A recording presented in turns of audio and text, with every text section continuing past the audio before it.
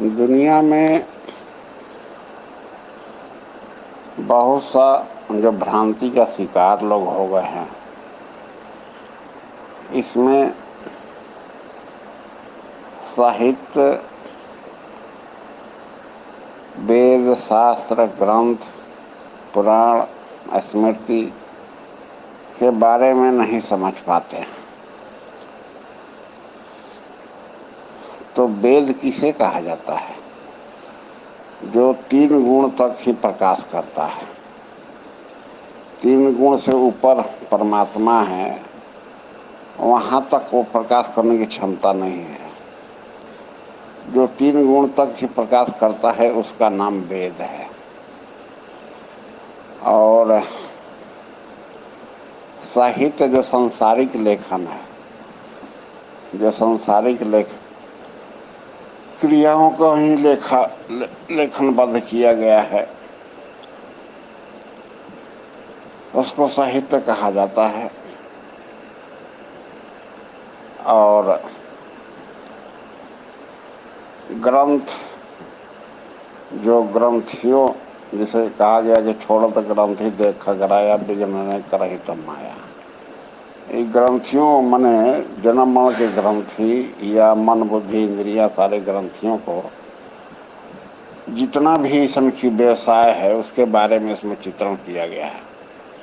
कैसे उसको साधा जाए, कैसे परमात्मा के राह पर चला जाए। लेकिन सभी वेद शास्त्र क्या है और पुराण क्या है? पुराण तो इतिहास होगा। जैसे आजकल इतिहास है, जो प्राचीन और मॉडर्न इतिहास, 2 तरह की इतिहास पढ़ाई जाती है। उसी तरह लाखों करोड़ों अरबों बरस का जो पौराणिक घटनाएं हैं, आध्यात्मिक घटनाएं हैं, उसको उसमें चित्रण है, इसलिए पुराण का नाम दिया गया है। पुराण में भी बहुत तरह के पुराण है। सब एक आज के आधुनिक युग में इतिहास कहा जाए, और प्राचीन काल में उसको पुराण कहा जाता था। लेकिन शास्त्र के सबसे ऊपर है। चूंकि गीता में भी कृष्ण भगवान कहे हैं कि अर्जुन, वेद तूने गुण तक ही प्रयास करता है, तू वेदों से ऊपर उठ, शास्त्र को अपनाओ। तो शास्त्र क्या है? शास्त्र उसे कहा जाता जो सत्य त्रय मन 3 गुण से ऊपर जाने पर ज्ञान है, ज्ञात ने जानकारी होता है, उसका नाम शास्त्र है। और उसी को शस्त्राज्ञ आदमी बोलता है कि हम शस्त्राज्ञ फलाने करते हैं, बहुत आगे। लेकिन आजकल शस्त्राज्ञ के नाम पर कबीर साहब कहे हैं कि कुकुर सम भौंकत फिरे सुनी सुनाई बात, आपस में कुत्ता के समान सब लड़ते झगड़ते तर्क वितर्क करते ही मिलते हैं। जबकि शास्त्र मन बुद्धि इंद्रिया से परे का चीज है। वो किसी तत्वदर्शी महापुरुष के माध्यम से जब हृदय में जागृत होते हैं तो 75% शास्त्र हृदय से जागृत भगवान होकर पढ़ाते हैं। और बाहरी शास्त्र जो लिपिबद्ध वेद व्यास ने किया, पहले वो श्रुत ज्ञान के माध्यम से गुरु शिष्य परंपरा में रटाई जाती थी। क्योंकि सृष्टि का प्रथम शास्त्र गीता है, और जब वेद व्यास ने उसको लिपिबद्ध किया तो केवल 25% ही लिपिबद्ध करने में आता है। नहीं तो बहुत से महापुरुष हुए जो अंगूठा ठोक हुए। कबीर साहब, शिवरी, हम लोग का गुरु महाराज का गुरु महाराज जो था परमहंस महाराज, सब ये लोग अंगूठा ठोक थे। वो कौन सा गीता रामायण शास्त्र पढ़कर भगवान के भक्ति की? वाकई शास्त्र हृदय से असली शास्त्र जगता है, भगवान की जागृति है। वही जब जिसके हृदय से जाग जाता है उसी का नाम विशुद्ध शास्त्र है। और उस शास्त्र के आलोक में निर्देशन में चलकर परमात्मा को प्राप्त किया जाता है। अपना कहीं मन बुद्धि उसमें हम लगाने लगते हैं। भगवान कुछ कहते हैं, सदगुरु हृदय से रथी होकर कुछ कहता है। उसी को संत कबीर कहे हैं कि गुरु की आज्ञा उल्लंघे जो नर कतहूँ जाए, जहाँ जाए तहाँ काल है, कहे कबीर विचार। भगवान कहते हैं कि इस रास्ते में चलो। मान लो कि दिल्ली ससराम से पश्चिम की तरफ है, हम अपना बुद्धि लगा के पूरब दिशा में हम कितना हूँ बड़ा हवाई जहाज रॉकेट से हम जाकर खोजें तो करोड़ों अरबों जन्म लग जाएगा, दिल्ली नहीं मिलेगा। उसी तरह भगवान इंडिकेशन जो देते हैं उसके आंख बंद करके उसमें चलना चाहिए, उसमें बुद्धि का कोई उपयोग नहीं है। इसलिए शास्त्र और संत कहते हैं कि इंद्रियों का दमन, मन का समन और बुद्धि का निरोध के बाद ही परमात्मा का क्षेत्र आता है। मन का समन, मन को परमात्मा, एक सत परमात्मा में लगाना होगा।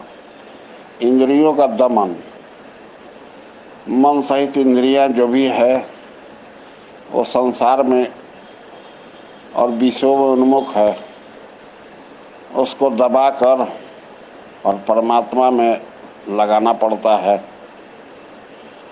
और बुद्धि का निरोध, बहुत बड़ा ज्ञानी हो इस लाइन में इसका कोई उपयोग नहीं है। मूर्ख है, अंगूठा ठोक है, कोई हर्ज नहीं है। एक परमात्मा में श्रद्धा से वो एक नाम में लौ लगाने के लिए कोई MA BA PhD के डिग्री की जरूरत नहीं है।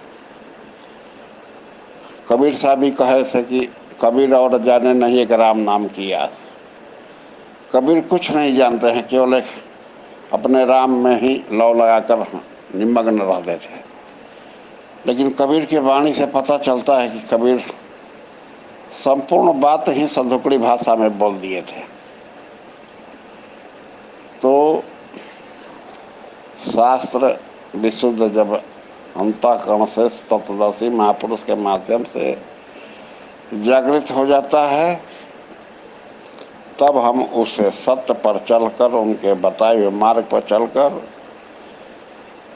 सीधे परमात्मा के धाम में पहुंच जाते हैं। जिसे बद्ध माने मर जाना, अबद्ध माने जो न मरे। इसलिए भगवान का देश अवधू बेगम है। अवधू बेगम देश है मेरा, जहाँ न उपजे जहाँ न बिनसे, तहाँ न काल का फेरा, तहाँ न ईश्वर जीव न माया, पूज्यक पूज न चेरा। कहे कबीर सुनो भाई साधु, वहाँ नहीं द्वैत बखेड़ा। कबीर की वाणी संधुकड़ी भाषा और सटीक होने के चलते अब बहुत से कबीर की वाणी समझ में नहीं आता तो लोग कहते हैं उलटवासी का है। अरे उलटवासी तो जरूर का है, माया से उलटकर परमात्मा की तरफ लगने के लिए वो प्रेरित करते थे, उपदेश भी करते थे। इसलिए शास्त्र को कोई बिरला आश्चर्य से जानता है और शास्त्र को कोई बिरला आश्चर्य से सुनता भी है, समझता भी है। सब में सुनने समझने की क्षमता भी नहीं होती है।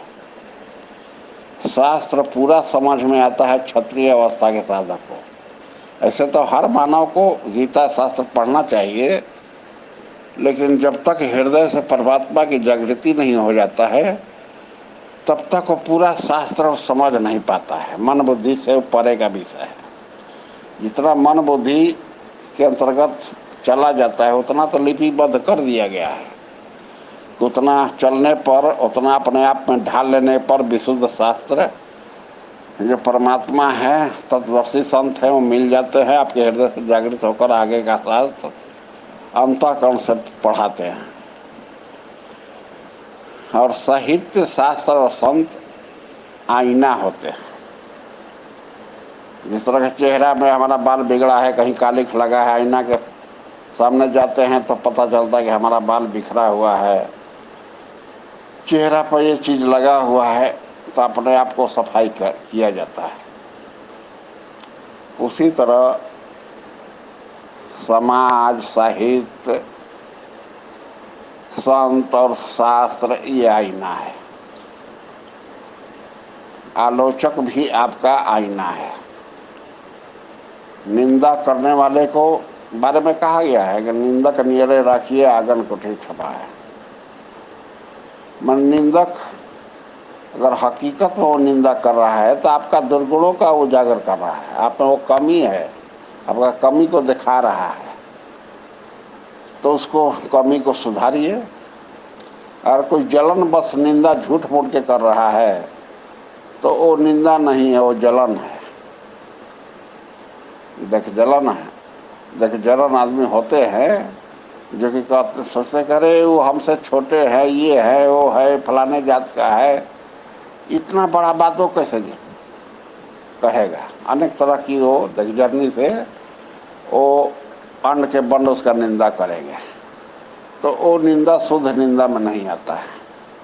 निंदा वो है जो कि वाकई उसमें कमी है, उस द्रोण को उसके मुंह पर कहें चाहे किसी दूसरे माध्यम से कहें, तो निंदा अगर करता है तो उसको उस आईना से अपने आप को सुधार करना चाहिए। साहित्य जो समाज का आईना है, सामाजिक व्यवस्था में जो चलने वाला, साहित्यकारों ने अनेक सामाजिक व्यवस्था उसमें लिखा हुआ है, वो समाज और परिवार चलाने की एक व्यवस्था है, उसका आईना है। लेकिन शास्त्र और संत आध्यात्मिक आईना है, जो कि अध्यात्म जगत में कैसे चला जाए। जैसे चेहरा अपना शरीर में है लेकिन अपने से दिखाई नहीं देता है, आईना के माध्यम से दिखाई देता है।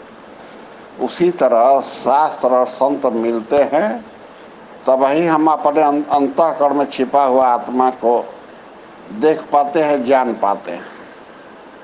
इसी को कहा जाता है साहित्य, ग्रंथ, वेद, शास्त्र और पुराण का वास्तविक स्वरूप यही होता है।